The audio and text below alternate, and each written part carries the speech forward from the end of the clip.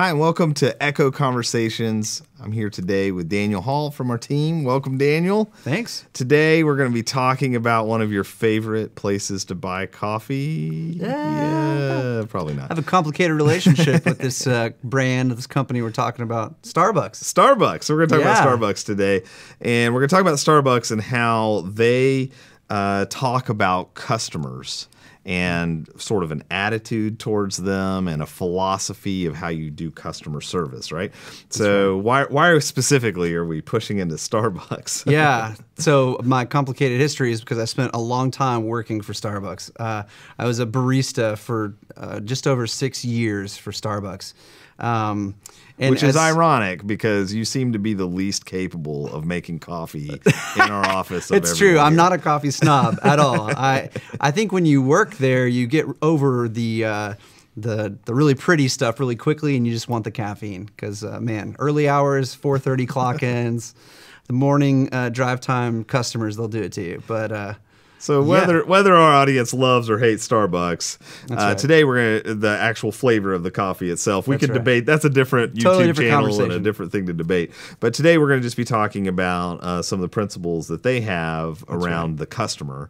Because again, we're talking about from Echo's perspective, from the ministry's perspective, we're talking about what we call seekers, people coming to know more about Jesus and about the gospel and about God.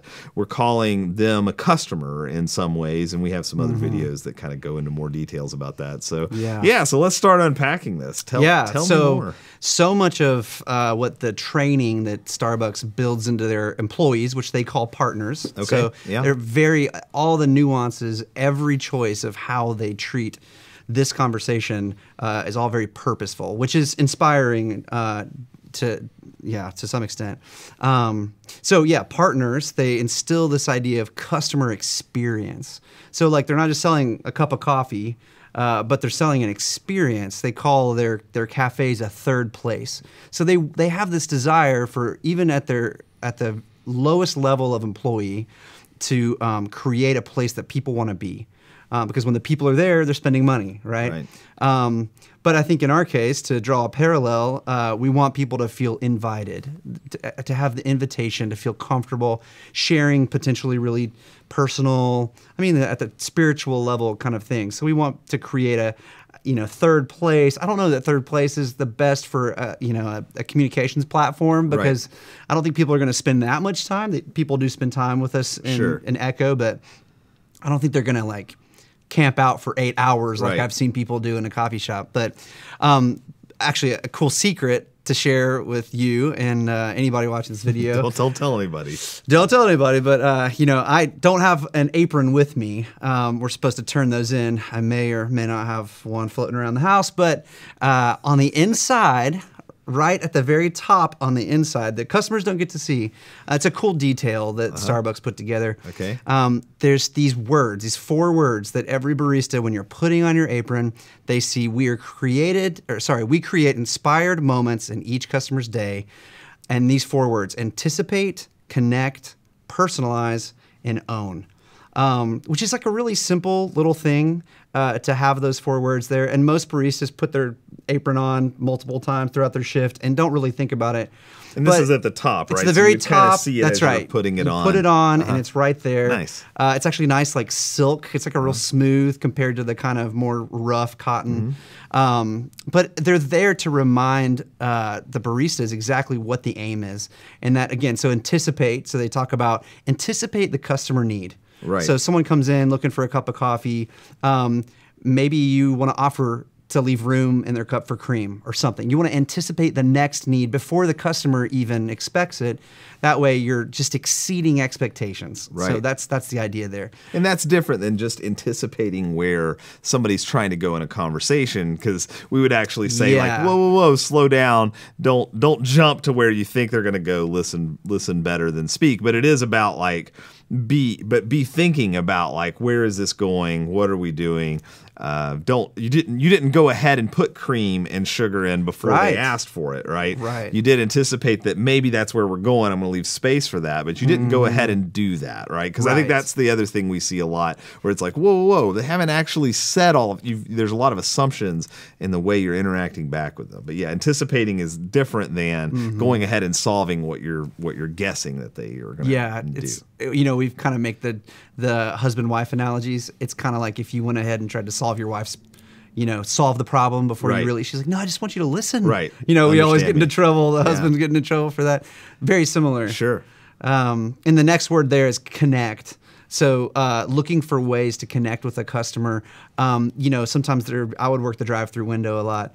And I felt like one of my expertises was connecting in the short amount of time I had, find something, whether it's the kind of car they're driving or what they're wearing, or, I look down in the passenger seat, there's some kind of, I don't know, like a cell phone or something. Hey, so you're using an iPhone user. Me too. What do you think about the latest release of the, iOS, whatever? Right. Or whatever the thing was. Just trying to find a way to connect, again, making it personal. I'm like you. We have something in common. You're welcome here. So you're clearly pro level at this, like beyond pro level, because like seriously, if you're watching this right now, you need to know that Daniel is married to a woman that he met. Yeah, she was a drive-through customer. Actually, what's funny is I didn't even think about that, but that's actually true. I met my wife through the drive-through. You met your wife through the drive-through at Starbucks. So if you are not the quintessential expert on drive-through connectingness, don't want to toot my own horn, but you've got to be at some top of some list of that. Yeah, well, that's true. So connectedness is a big deal. Finding a common ground. It's some of that empathy we've been talking about. Yeah, building a bridge to. Sure. I'm like you, because that's what we've talked about. Yep. Seekers, they want to know, is this person like me? Do they understand my world? Yeah. Can I be vulnerable and share something a deeper level? And then personalize, which I think kind of bleeds over. We're kind of already in that area. Personalizing the experience. This might be through, it's kind of become a joke, misspelling somebody's name on a Starbucks cup. Like, that's not at all how you spell Daniel. That's like with an R. There's no R in Daniel. What do you, but I would always, like around Christmas time, I'd try to draw like a Christmas tree super fast, because you're not really supposed to waste a lot of time. But a quick little scribble, just something that's special, just a little personalization. Or even a Merry Christmas written on the cup. Really, I mean, like, unbelievable the amount of times someone would call back to a Starbucks manager and just say, hey, that was really cool, like, thanks, or have a great day. We'd write on the cup really quick. Like, somehow that improved people's days. Just something small, just a small personalization, or here in a second we'll talk more about some of the ways that Starbucks encourages you to do that. But lastly, to own. So that's kind of the idea behind naming an employee a partner. The whole idea, and they did offer stock benefits, like, so there's literally some partnering. There is some ownership. But the owner, literal ownership. But the owning being like, let a person kind of own the moment, one of the partners kind of own the moment, be empowered to make decisions in the moment. So this may be actually kind of this would be a great video for leaders, I think, in a way to kind of, how can I, or as a coach, and we have this idea of coaches in Echo, how can I help my the folks under me who I have responsibility for to own it, like make the decision, feel empowered. So I think that's kind of on the apron to like let the partners know, like, in this moment, we have our regulations, we have our guidelines, but you own this moment. Be responsible to make this an awesome experience for each customer. And that's why we've kind of gotten excited about the word ambassador. We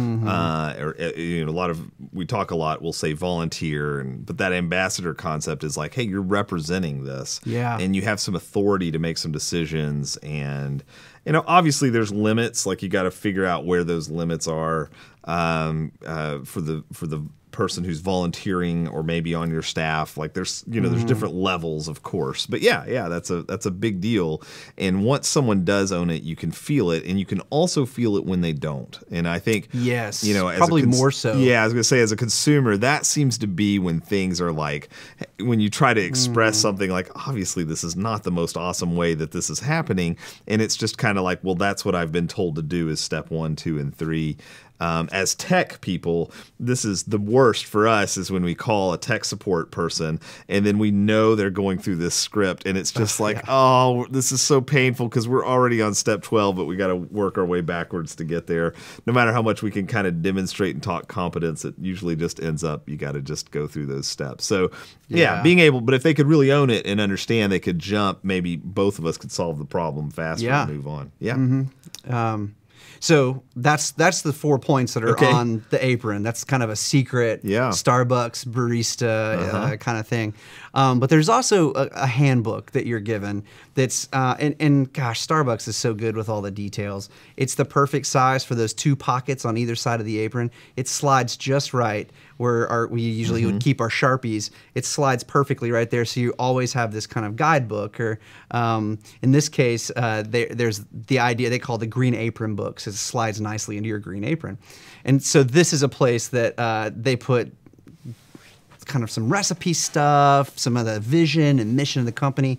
But then there's also these green apron I guess just points, like just a reminder, like look over these on a break or something. So I want to kind of go through those with you, and maybe we can, I've left this open. I don't have all the answers, but I would love to kind of apply this to our online ministry world. I think it'll be maybe a fun exercise to kind of go through some of these. So at the beginning, obviously, be welcoming.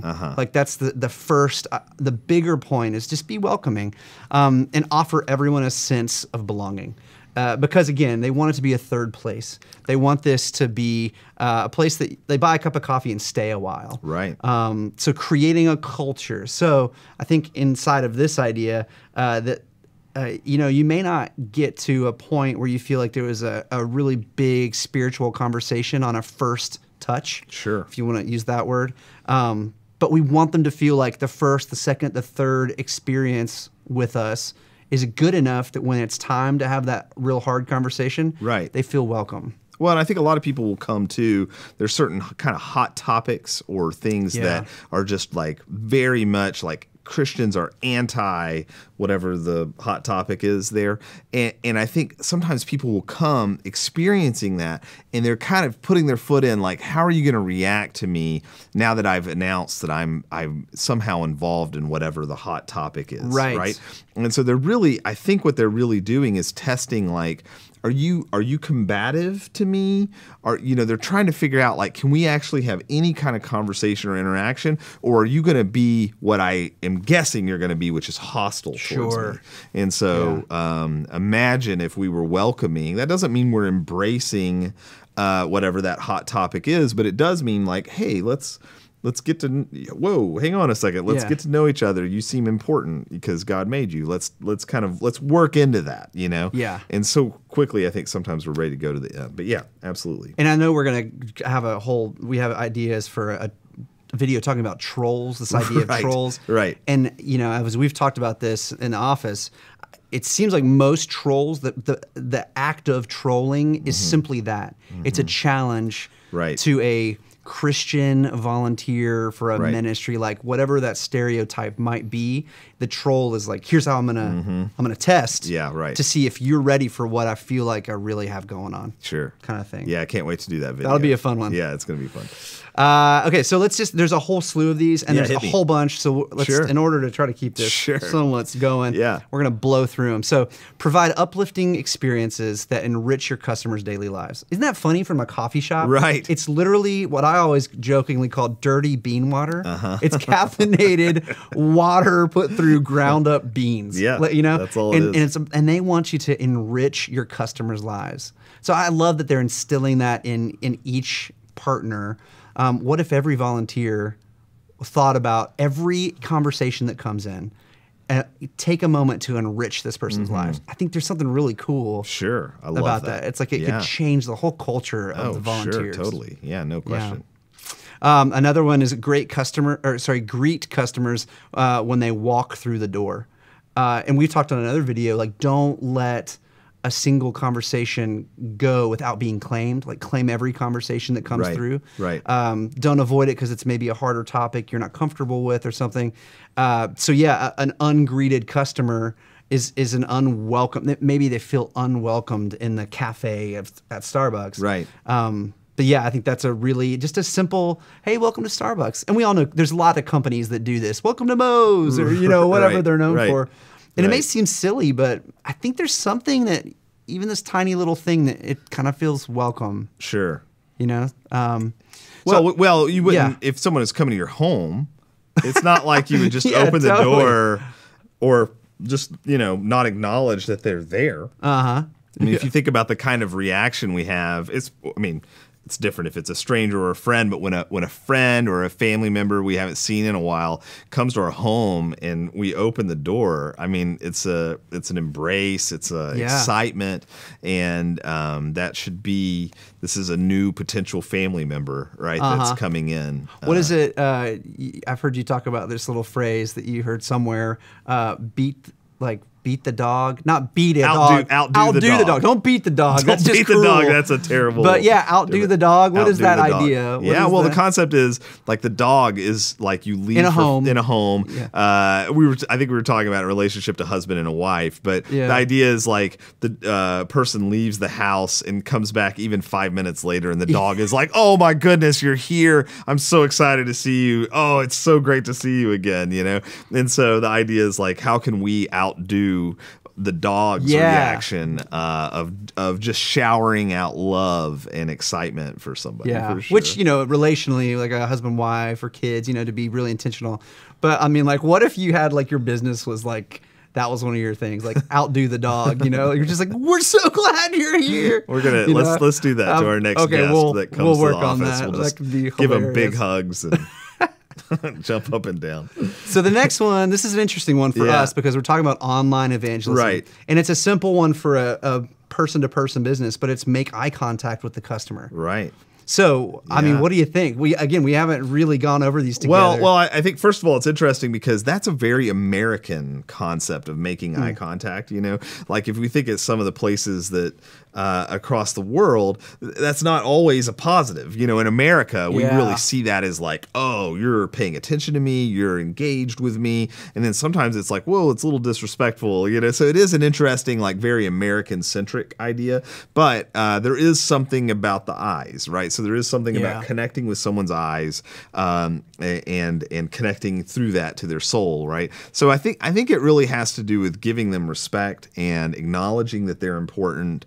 And I think we know a lot about someone's by their eyes. Like we know, are they honest? Are they lying? It is a window to the soul. And so because of that, I think we've got to be extra intentional when we're having a conversation that doesn't involve that.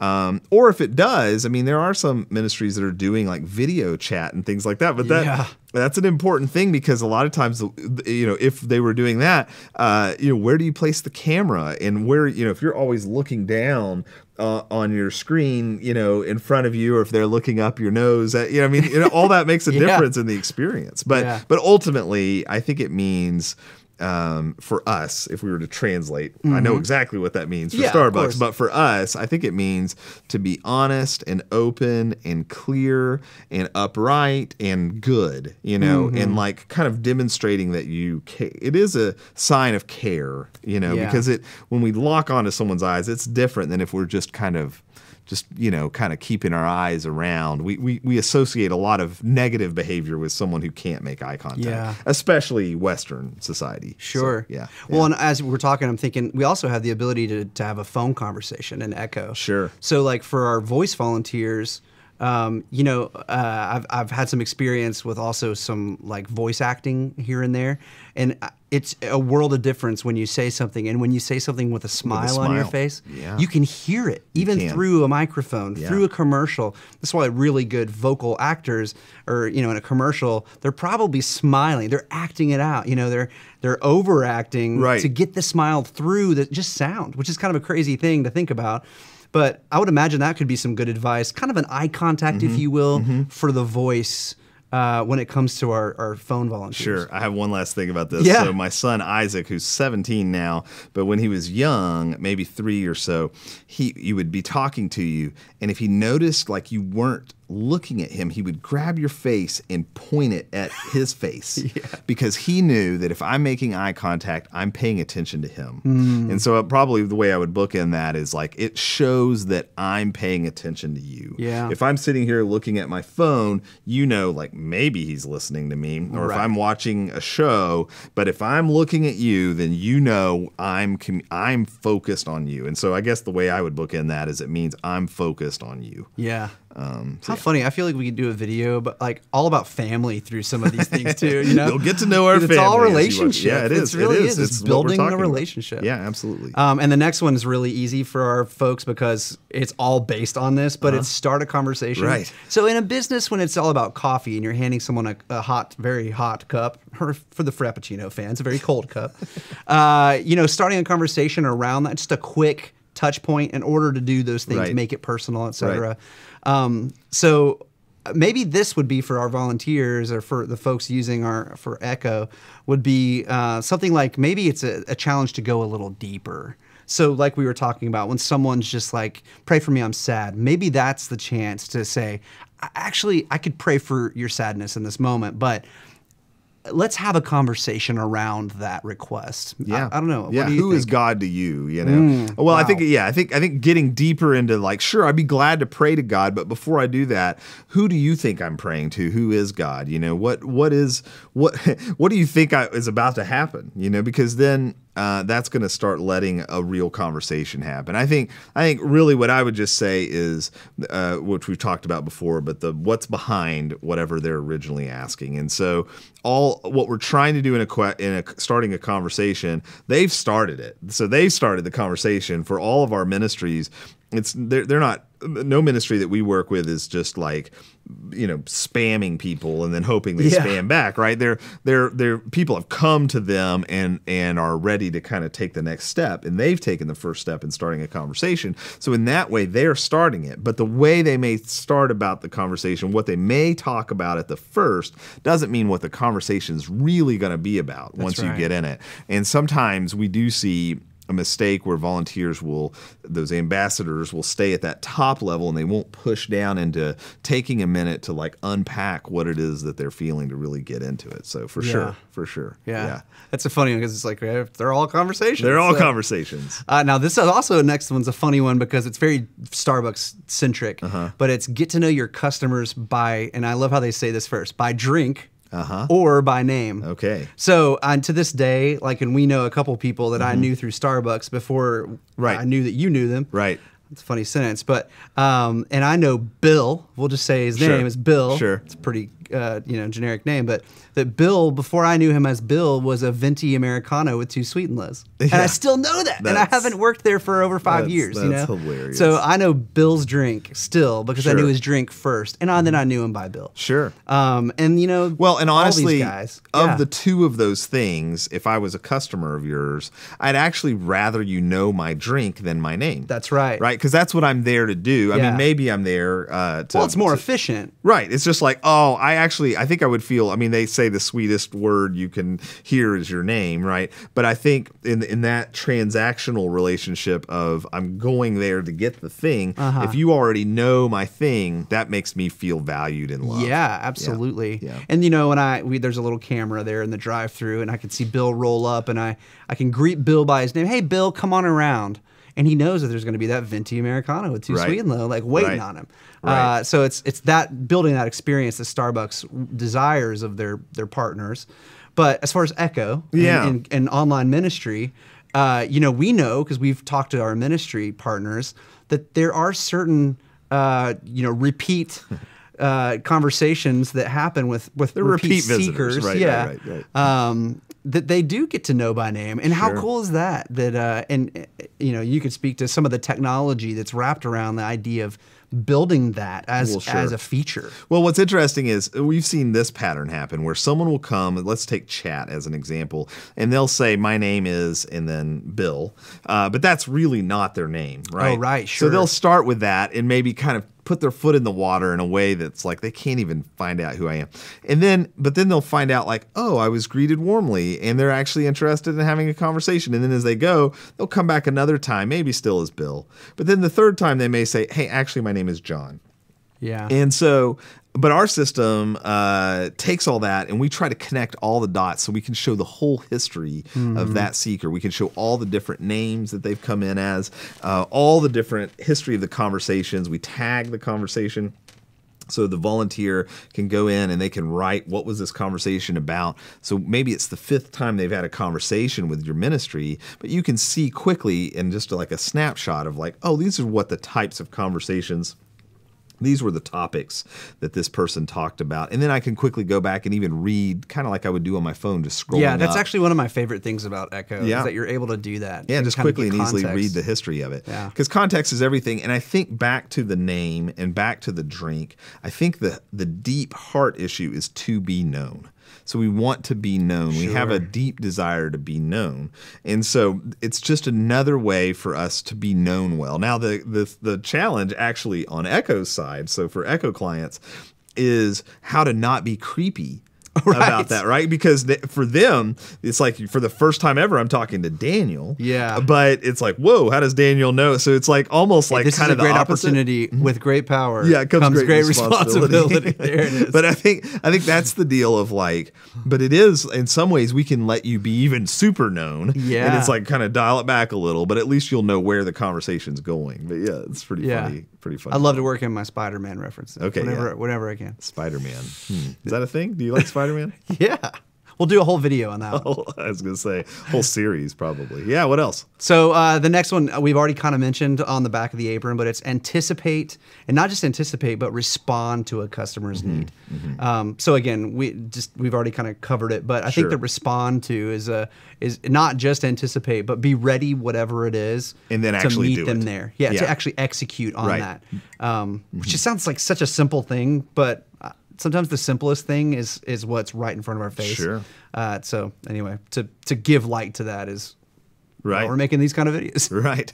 Well, I got to stay at a very nice hotel recently, and when I go there, I'm walking with my whole family. My whole family got to go with me, and the guy is putting in our room information, and I just say, "Are the 2 rooms close by?" And he's like, "No." And it's like, man, I wish he would have thought ahead to like see the whole family and go, sure, yeah, interesting, these 2 rooms are far apart, let me see if I can get him closer. He didn't. And then he made him closer, and we get to the room and we open the door, and for my wife and I, the room that we're going to be in, it's 2 beds separate. Small beds, like twin beds. And it's like, well, this isn't great. This is kind of our vacation time and whatever. And so, I call him back, but he didn't do a good job of anticipating. Right. That's what I was going to say, the anticipation. Needs. And he did respond, but it was only after I had to like bring that up, and it just made for what should have been a seamless, really perfect experience. It just put a lot of bumps in it.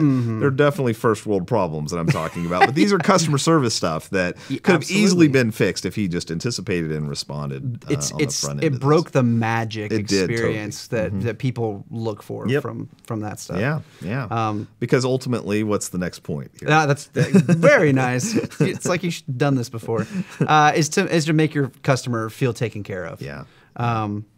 Yeah, I mean, who would go back to a business or an organization where they didn't feel taken care of? I mean, that's the ultimate point. Right. I mean, for a business is obviously to spend money, but they're not going to spend any more money with you when they don't feel taken care of. Right. Right. Pretty simple. Sure. Well, if you look at it like a restaurant chain here in the United States, Chick-fil-A. Oh, goodness. I mean, they've made we should probably do a whole nother one of these like this. That would be a lot of fun, actually. But to just quickly say. It would be my pleasure. Yeah, there you go. There you go. But that's the thing. Like, they definitely have put intentional energy into that aspect of it, for sure. Okay, what's next? Yeah, so this next one could be challenging, but it's to welcome all kinds of feedback, the concerns and the praise. Sure. So welcome the feedback, not just when it's warm fuzzies, but when it's hard to hear. Right. So yeah, I think that's very difficult after a long shift of talking about very hard things with random strangers. But I think that we should have a culture that welcomes both the critic and those who praise us. Sure. Yeah. What else? I just think for you? Nobody loves to hear negative information. We all want to think we're doing everything awesome. Yeah. Probably you and I, when we're done with this video, want to hear like it was great, but we really need to hear like, well, that part was a little long and this part could have been better. Sure. Because if we learn that and hear that well, we can continue to make these even better. So yeah, absolutely. Well, and that's the greater point. Right. It's not just to be able to receive it, but that we can't get better if we're not told what our weak spots were. Yeah. And what we did well, right? On the same token. And there's individual responsibility, but then there's also the team, right? So what's the next one? Yeah, it's the next one is to encourage teamwork on your shifts to ensure that partners, that's the employee name we talked about, right, and your customers feel welcome, right. And so again, another one of my favorite parts of Echo in our system is the group chat, where all the volunteers that are online kind of have their own little forum, right, and they're able to share encouragement and prayer requests, even to share resources, right. Or man, I have this person, I haven't ever really talked about this issue, it's really tough. Does anybody have anything that they, right, to get assistance? Yes. So I think that's the teamwork aspect that Echo offers, but that online evangelism, I would say, requires, right, to not go it alone, right, to accomplish this. Right, totally. And so ultimately, what are we trying to do? We're trying to show who is this customer, where are they ranked inside all of this? What's the last thing? Well, it's to ensure that your customer is your number one priority. Right. I mean, it's kind of funny that's last, because it really should be first, because your customer is your first priority. But I think that one kind of, it's almost like love the Lord God with all your heart and love your neighbor as yourself, Yeah. And so it's kind of like saying like, hey, when we boil this all down, if you're showing a lot of love and a lot of grace and understanding to the person, that's a good thing to be doing. And and that ultimately kind of, I think that one's last because it's a bookend of like, if you do that, then all the things above that should start kind of happening. That's true. Today I was at a business. They're fantastic. They were a little overwhelmed today, I think, and their staff was just helping a lot of different people. And I saw a customer that was actually going excuse me, excuse me, and everybody was accomplishing. They were all but nobody was just chilling out, right, on their phone or anything like that. But it was a painful. Like, I felt bad for the guy because he's just trying to he actually had a problem. And anyway, the poor guy ended up getting everything figured out.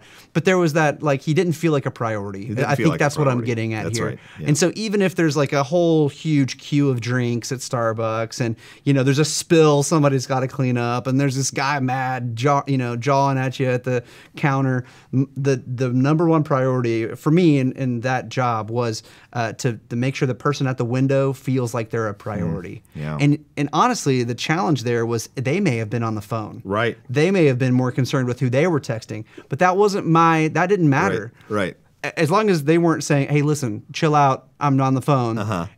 My job was to still make them feel like that they were my priority. Right. And so we talked in another video about, making sure that you don't take on too many conversations in Echo at one time. I was thinking the exact same thing. That's a huge piece of this for online evangelism. Well, I've seen sometimes where someone will write on the ministry side, will write back like, sorry, I was in another conversation, took a minute to get back to you. And it's like, I think you don't even want to reveal that. I don't think you want to even open up like, oh, wait, this is like a help desk thing or like a whole bunch of people or I'm talking to, do you even live in the same country? I mean, well, because you might as well just be saying, I'm sorry, you weren't my priority. You weren't my priority. And that's just breaking and the it's rules just like, well, I feel like if that's happening, you either need to stop the other thing or not, it creates a bad experience of really the client, the customer in this case, really shouldn't feel like, they should just feel like they are having one conversation. So even though we can do multiple, it's up to the ministry to be smart about taking only what what they can actually, each person can handle. Yeah. And because I think at the end of the day, we do value responsiveness for sure. But I think more importantly than that, once you're in a conversation, we value that the most. So it's kind of like, what's the order? If you're not having a conversation and somebody comes in the queue, we want you clicking them as quickly as possible, having the conversation. If you're in the conversation with somebody and that's a deep and you're really going at it hard and that's all you can pay attention to, don't take another one, you know? So I think that's kind of the idea between the balance of those two things. Yeah. So it's hard. It's hard to balance it. It's so hard that's just one of like 12 Starbucks green apron points that we talked about. There's so much in customer service. Sure. And, you know, there's a lot of secrets that we learn as Starbucks baristas, and I can't tell you all of them, but it was a lot of fun to share with you just a few of those. All right, so last thing is what's your favorite coffee beverage? Oh, my goodness. Well, sadly, I got to where black coffee was the thing. But I will say, Christmas at Starbucks is a lot of fun. And so the Christmas blend at Starbucks is probably, and it probably is just an emotional response, but it's probably my favorite coffee that they make. And your least favorite option that Starbucks has? Least favorite is one of the super sweet things. I don't know, probably the white mocha or something. I mean, white mocha is good, but you can only take one, or one a year or something. One a year. I don't know. Well, thanks for joining us by this video brought to you by Starbucks, but obviously it's not. But thanks for taking the time out of your schedule. We know you're super busy. We hope this has been super useful to you. We're going to continue doing. We'll look at, definitely. It seemed like Chick-fil-A was a great idea, so we'll bring that in at some point. We're going to continue to do these. We would love to hear your feedback on these. We're hoping they're helpful to you. And we've already had conversations about a lot of these things, so this isn't really for us, it's for you. So as you're watching this, if you have ideas, feedback, thoughts, definitely go to echoglobal.org. Check out the site. You can leave us feedback there and contact us. Of course, we'd love to show you Echo, and if you're not already a client of ours, we would love to work with you. Thanks for watching. Make sure and like and subscribe to our channel. Click that bell so that you'll be notified every time we have a new video coming out. And I wanted to make you aware that we have some incredibly awesome resources totally free for you, whether you are or are not an Echo customer. Just go to echoglobal.org/resources and you can look at all of them totally free. echoglobal.org/resources. Like seriously, like now is a great time to go. echoglobal.org/resources.